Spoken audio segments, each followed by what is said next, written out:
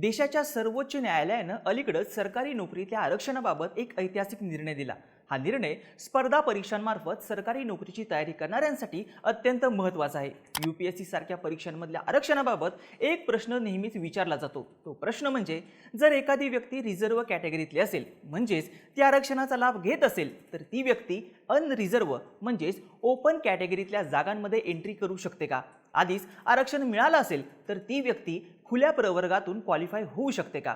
याच प्रश्नावर 6 जानेवारीला सर्वोच्च न्यायालयाने निकाल दिला। महत्त्वाचं म्हणजे सर्वोच्च न्यायालयानं या प्रकरणी कर्नाटक उच्च न्यायालयानं दिलेला निकाल फिरवला आहे। या निर्णयाचा परिणाम आता जनरल कॅटेगरीसह रिझर्व्ह कॅटेगरीतल्या आरक्षणावरती होणार आहे। हा सगळा विषय नेमका आहे काय?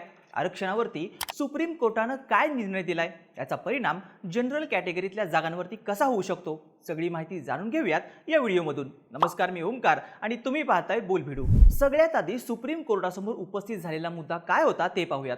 सुप्रीम कोर्टासमोर प्रश्न होता की जर एखादा रिझर्व्ह कॅटेगरीतला उमेदवार परीक्षेच्या कोणत्याही स्टेज दरम्यान आरक्षणाचा लाभ घेत असेल तर तो फायनल मेरिटमध्ये अनारक्षित म्हणजेच ओपन कॅटेगरीतल्या जागेवरती दावा करू शकतो का? सुप्रीम कोर्टानं यावरती ऐतिहासिक निकाल देताना म्हटलं की त्या उमेदवाराला असं करता येणार नाही। जर एखाद्या व्यक्तीनं परीक्षेतल्या आधीच्या स्टेजमध्ये आरक्षणाचा लाभ घेतला असेल तर ती व्यक्ती नंतर खुल्या प्रवर्गातल्या जागेवरती दावा करू शकणार नाही। ती व्यक्ती ज्या कॅटेगरीतून आरक्षण घेत असेल तिला नंतर त्याच कॅटेगरीमध्ये सीट मिळेल। आता हा मुद्दा सुप्रीम कोर्टात आला कसा? कोर्टानं यावरती असा निकाल का दिला आणि त्याचे परिणाम काय होऊ शकतात ते बघूयात। हा सगळा मुद्दा यूपीएससी परीक्षेशी संबंधित आहे। 2013 साली इंडियन फॉरेस्ट सर्व्हिसमधल्या भरतीसाठी परीक्षा झाली होती। झालं असं की त्या परीक्षेत प्रिलिम्समध्ये जनरल कॅटेगरीचा कट ऑफ 267 एवढा लागला तर एससी कॅटेगरीचा कट ऑफ 233 एवढा लागला। त्या परीक्षेत एससी कॅटेगरीतल्या जी किरण नावाच्या एका उमेदवाराला 247 मार्क्स मिळाले होते। त्या आधारे त्या उमेदवारानं एससी कॅटेगरीमधून परीक्षा क्वालिफाय केली। त्याच परीक्षेत अँटनी एस मरियप्पा नावाचा आणखीन एक उमेदवार होता। तो जनरल कॅटेगरीतला होता।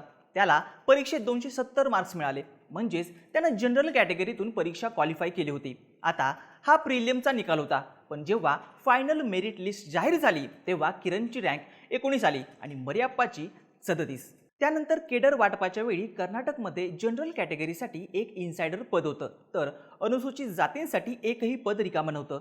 त्यावेळी केंद्र सरकारनं जनरल कॅटेगरीतल्या अँटनी एस मरियप्पा यांना ते पद दिलं आणि जी किरण यांना तमिळनाडू केडरमध्ये स्थान देण्यात आलं। पण किरण यांनी याला न्यायालयात आव्हान दिलं। त्यांचं म्हणणं होतं की त्यांची रँक चांगली असल्यामुळं त्यांना जनरल कॅटेगरीतून हे पद मिळावं। यावरच आता सर्वोच्च न्यायालयानं निकाल दिला आहे। फायनल रँक चांगली असली तरी ज्या उमेदवारानं आधी रिझर्व्ह कॅटेगरीतून आरक्षणाचा लाभ घेतला आहे त्याला नंतर जनरल कॅटेगरीतून पद मिळणार नाही असा निकाल दिला। सर्वोच्च न्यायालयाचे न्यायमूर्ती जे माहेश्वरी आणि विजय बिश्नोई यांच्या खंडपीठानं हा निकाल दिलाय। महत्त्वाचं म्हणजे सर्वोच्च न्यायालयाने इथं कर्नाटक उच्च न्यायालयानं दिलेला निकाल फिरवलाय।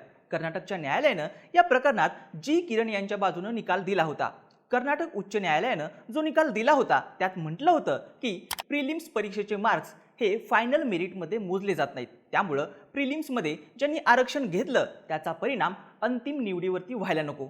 पण सर्वोच्च न्यायालयानं हा निकाल फिरवत मरियप्पा यांच्या बाजूनं निकाल दिला। आता सर्वोच्च न्यायालयानं हा निकाल कशाच्या आधारे दिला ते पाहूयात। खरं तर IFS परीक्षा नियम 14(2) नुसार एखादा रिझर्व्ह कॅटेगरीतला उमेदवार हा जनरल कॅटेगरीतून मिळणाऱ्या पोस्टवरती आपला क्लेम करू शकतो, पण त्यासाठी एक अट आहे। ती अट म्हणजे त्या उमेदवारानं परीक्षेच्या कोणत्याही पातळीवरती आरक्षणाचा लाभ घेतलेला नसावा। पण इथं काय घडलं तर एससी कॅटेगरीमधून येणारे जी किरण हे आरक्षणाचा लाभ घेऊन परीक्षा क्वालिफाय झाले होते। त्यांना 247 मार्क्स मिळाले जे जनरल कॅटेगरीच्या 267 मार्कच्या कट ऑफ पेक्षा कमी होते। याचा अर्थ ते जनरल कॅटेगरीतून परीक्षा क्वालिफाय करू शकले नसते, म्हणजेच त्यांनी क्वालिफाय होण्यासाठी आरक्षणाचा लाभ घेतला होता। त्यामुळेच त्यांना आता जनरल कॅटेगरीतून पद मिळणार नाही असा निकाल सर्वोच्च न्यायालयाने दिला। इथं सुप्रीम कोर्टानं आणखीन एक महत्त्वाचं निरीक्षण नोंदवलं। कोर्टानं म्हटलं की संविधानाच्या कलम 16 मध्ये सरकारी पदांमधल्या समान संधींबद्दल सांगण्यात आलंय, पण समान संधी ही एक समान स्पर्धेवर अवलंबून असली पाहिजे असं सर्वोच्च न्यायालयानं म्हटलंय।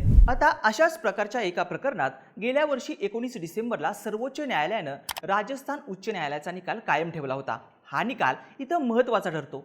राजस्थानच्या न्यायालयानं निकाल दिला होता की जर एखादा विद्यार्थी रिझर्व्ह कॅटेगरीतल्या उमेदवारानं म्हणजेच SC, ST, OBC किंवा EWS सारख्या प्रवर्गातल्या उमेदवारानं कोणत्याही सवलतीशिवाय जनरल कट ऑफपेक्षा जास्त मार्क्स मिळवले तर त्या उमेदवाराला जनरल कोट्यातूनच जागा मिळेल.